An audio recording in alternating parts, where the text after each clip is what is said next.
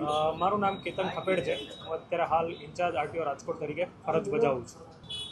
આપણે 2024ની વાત કરીએ તો લક્ઝરિયસ કાર માટે 2024ની અંદર આશરે 113 જેટલા લોકોએ લક્ઝરિયસ કારો ખરીદી કે જેની કિંમત 50 લાખની ઉપર છે. અને બીજા જે વ્યક્તિઓ જે છે 2023ની આપણે કમ્પેરિઝન કરીએ તો 2023ની અંદર 109 જેટલા વાહન ચાલકોએ 50 લાખની ઉપરની કિંમતની વ્હીકલ ખરીદ્યા હતા. એની કમ્પેરિઝનમાં આપણે જો જોઈએ તો 2024ની અંદર આંકડામાં થોડો વધારો થયેલો છે અને આપણે કહીએ તો લોકોની અંદર એનો ક્રેઝ પણ વધી રહ્યો છે. જે જરૂર ચોક્કસ એ બાબતે આપને જણાવી દઉં કે સરકારશ્રીની નીતિ નિયમ અને ધારાધોરણ મુજબ સિલ્વર અને ગોલ્ડન નંબરોની બોલાબોલી થતી હોય છે. ફોર વ્હીલરની અંદર વાત કરીએ તો મિનિમમ 40,000 રૂપિયામાં તમે એને સિલેક્ટેડની અંદર પસંદગીનો જે નંબર હોય એના માટેની તમે એન્ટ્રી કરી શકો છો. ત્યારબાદ સિલ્વર નંબર માટે 15,000 રૂપિયા ભરી અને તમે એમાં એન્ટર થઈ શકો.